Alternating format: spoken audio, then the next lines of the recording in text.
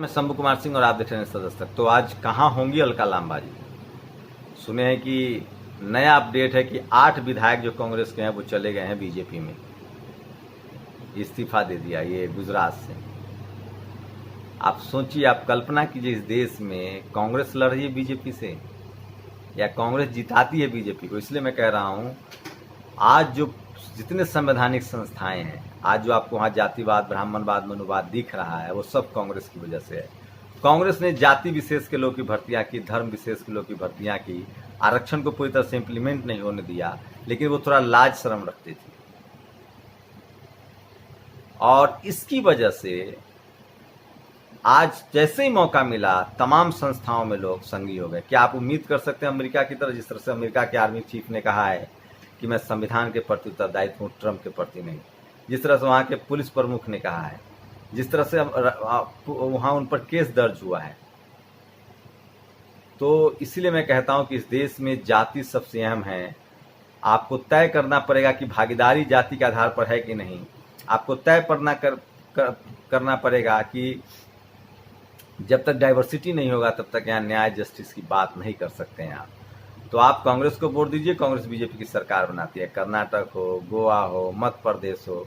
और उसकी वजह क्या है? जाति। मैक्सिमम जो जनरल कैटेगरी के लोग हैं वो बीजेपी से कांग्रेस, कांग्रेस से बीजेपी चले जाते हैं। यहाँ तक कि समाजवादी पार्टी हो, बसपा हो, उनके लिए आराम है उस पार्टी से उस पार्टी में शिफ्ट करना, और उसकी एकमात्र वजह होती है आइडियोलॉजी।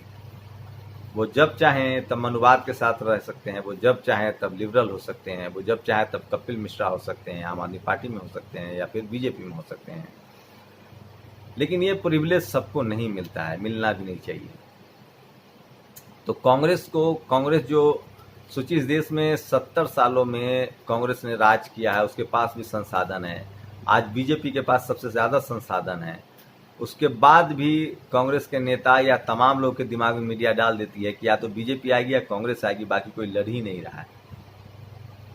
तो सोचिए किस तरह के हालात हैं, और बहुजनों को समझना पड़ेगा, उनको अपने हाथ में सत्ता रखनी पड़ेगी। एक दूसरी बड़ी खबर आ रही है, गृह मंत्रालय ने सारे प्रवक्ताओं को बदल दिया है एक विस्की के मामले में। दरअसल जो तूफान आया था, चक्रवात तूफान आया था, उसके दौरान गृह मंत्रालय की वेबसाइट पर एक विस्की के बोतल की फोटो सट गई। अब इसको लेकर नोटिस हो गया, अफरा तफरी मच गई, और उसके बाद वहाँ पूरे स्टाफ को बदल दिया गया है। तो ऐसे ऐसी चीज़ें होती रहती है। और आप समझिए कि कांग्रेस बीजेपी, बीजेपी कांग्रेस में क्या अंतर है, और दोनों किस तरह से काम करता है, और जो नेता कांग्रेस बीजेपी के लिए कितने आसानी से उपलब्ध हो जाते हैं, ये आपको समझना पड़ेगा। और यही सब में खेल छुपा हुआ है, और ये सब होता है विचारधारा के नाम पर नहीं, जाति के नाम पर। इस देश में कोई किसी पार्टी में हो, उसकी विचारधारा साफ साफ क्लियर होती है। अगर SC ST OBC माइनॉरिटी है तो उसको बहुजन समाज के तौर पर सोचना चाहिए। इसीलिए कहा जाता है भागीदारी। लेकिन SC ST OBC माइनॉरिटी के नेता इस तरह से पाला नहीं बदल सकते, तब उनकी तीव्र आलोचना होती है मीडिया द्वारा, अखबार द्वारा। तो सारा खेल अखबार और टीवी के जरिए होता है। आप सोचिए क्या स्थिति है इस देश में कि जनता कांग्रेस को वोट देती है, कांग्रेस वाले बीजेपी की सरकार बना दे रहे हैं, और उसके बाद भी कांग्रेस कहती है कि हम लड़ रहे हैं।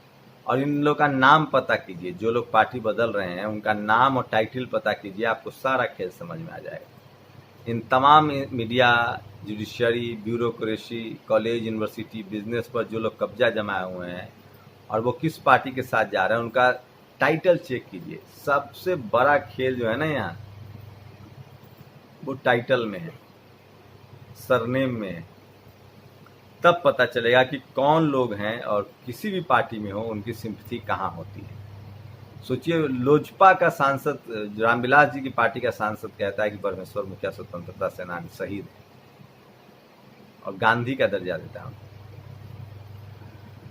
चलिए, तमाम बातें जो आपको समझनी चाहिए। और मैं फिर कह रहा हूँ, इस देश में जो विक्टिम है, जो पीड़ित है, पत्रकारिता का मतलब होता है पीड़ित के साथ खड़ा होना, और इस देश में SC ST OBC माइनॉरिटी के लोग विक्टिम है, पीड़ित है, और मेरी कोशिश होती है कि मैं उनकी आवाज़ आप तक पहुँचाऊँ। तो आप लोग को क्या लगता है कि क्या कांग्रेस ही बीजेपी है, या बीजेपी ही कांग्रेस है, या दोनों एक है? ये दोनों ऐसे समझिए कि दो भाई हो गाँव में, और वो दोनों आपस में लड़ते हों, और गांव वाले को कहते हो कि कभी मुझे मुखिया बनाओ, फिर दूसरा बार कहते हो कि मुझे मुखिया बनाओ, बाकी आप वोट देते रहे। तो ये है कांग्रेस बीजेपी का हाल। उसके बाद भी कांग्रेस दम भरती है कि वो बीजेपी से लड़ रही है। तो सवाल तो उठता है कि आप लड़ रहे हैं या वोट लेने के बाद बीजेपी में जा रहे हैं, तो सीधे बीजेपी को वोट दे देते हैं। बाईपोल कराने क्या दिक्कत? कर्नाटक में बाईपोल हुआ, मध्य प्रदेश में बाईपोल हो रहा है, पैसे खर्चा होता है। जब कांग्रेस के विधायक सांसदों को बीजेपी में ही जाना है तो सीधे बीजेपी को वोट दीजिए, या फिर बहुजनों को समझना पड़ेगा कि उसे SC ST OBC माइनॉरिटी की लीडरशिप वाली पार्टियों को सत्ता में लाना पड़ेगा। आपकी क्या राय अपने राज्यों के लिए? शुक्रिया। नेशनल दस्तक की आपसे गुजारिश है कि अगर इसको बचाना चाहते हैं तो नेशनल दस्तक को सब्सक्राइब करने के लिए रेड कलर के सब्सक्राइब बटन को दबाएं, फिर बेल आइकन की घंटी दबाएं। नेशनल दस्तक को बचाने के लिए बहुत जरूरी है कि हर खबर को शेयर करें, लाइक करें, कमेंट जरूर करें।